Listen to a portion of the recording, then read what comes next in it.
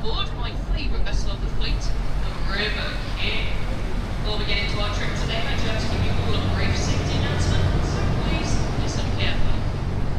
So the River King is sufficiently equipped with enough life-saving equipment for all 46 of us on board so far. We have a white inflatable life raft and orange buoyant apparatus on the upper deck, with some orange life rings and life jackets around the vessel. Now the life rings and buoyant apparatus will float free if required, but the life raft must be manually launched by a member of the crew. We do of course have some firefighting equipment on board as well. The only bit that you guys need to remember is that we have one extinguisher in the wheelhouse with me, and the rest can be found downstairs in the saloon. In the very unlikely event of an emergency during this sailing, you will of course be informed by myself, Sophia, or by your crew member today, Tyler. So please remain calm, stay sat down in your seats, and follow any instructions that you are given. If you are instructed to evacuate the vessel, please do so via your nearest accessible exit. Anyone in the saloon should note that the windows marked emergency exit will slide open, and these can be used along with the main exits at the front and rear of the vessel, while the life jackets will be distributed by the crew. If anyone gives themselves a minor injury whilst on board, no matter how small, please make sure you let one of us know. We can fix you up with our first aid kit that can be found downstairs behind the bar, and we will also have to complete a form. If anyone at any point is struggling with volume, whether it's too loud or too quiet, please make sure you let Tyler downstairs know. If you do not let Tyler know, then I will not know that you need the volume to be adjusted. And if anyone has any further concerns or questions, please do not hesitate to bring it to our attention, and we will do our best to address it for you. Alrighty, so this trip is also advertised at our second pickup location, which is just on the other side of Blendall Bridge, so we're going to be pulling in there shortly for around 5 minutes, just to let any further passengers jump on board safely. Now on the approach to the landing, it is very important that you stay sat down. This is a hollow steel vessel coming in against a fixed concrete mooring, so there will be a bit of a bump.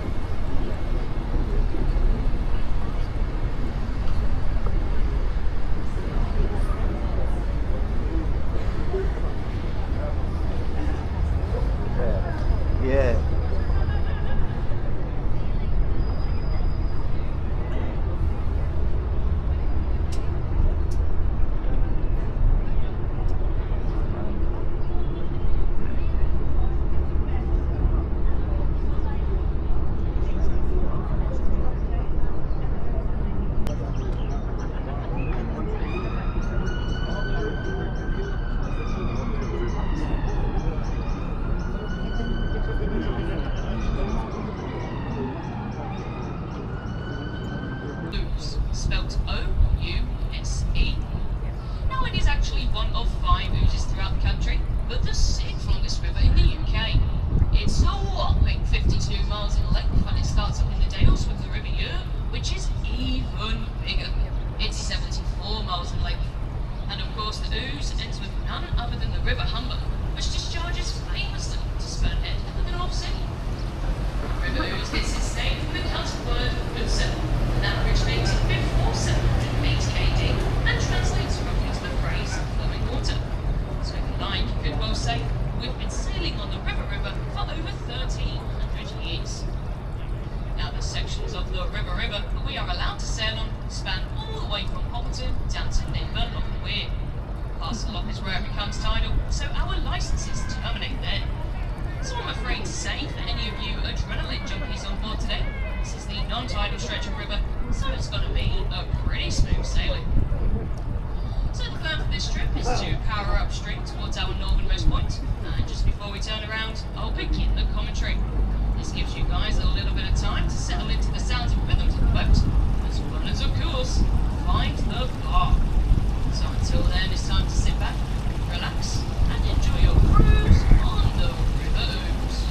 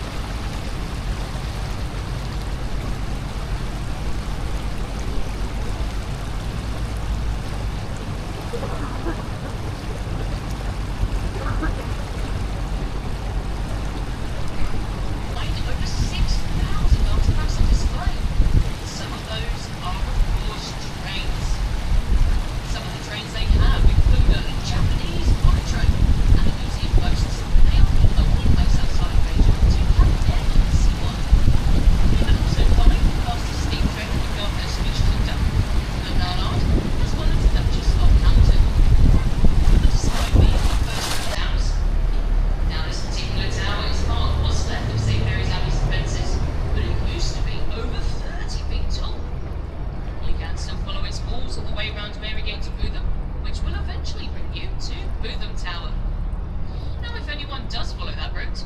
Before coming to Bootham Tower, you will first come to a second Marygate Tower.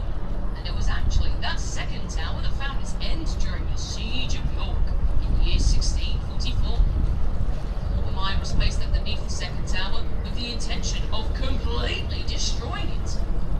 Now, not only did the mine succeed in its mission, it also succeeded in destroying countless records of Yorkshire's monasteries that were being held within. So still to this day, nobody really knows how many monasteries used to be in the county of Yorkshire.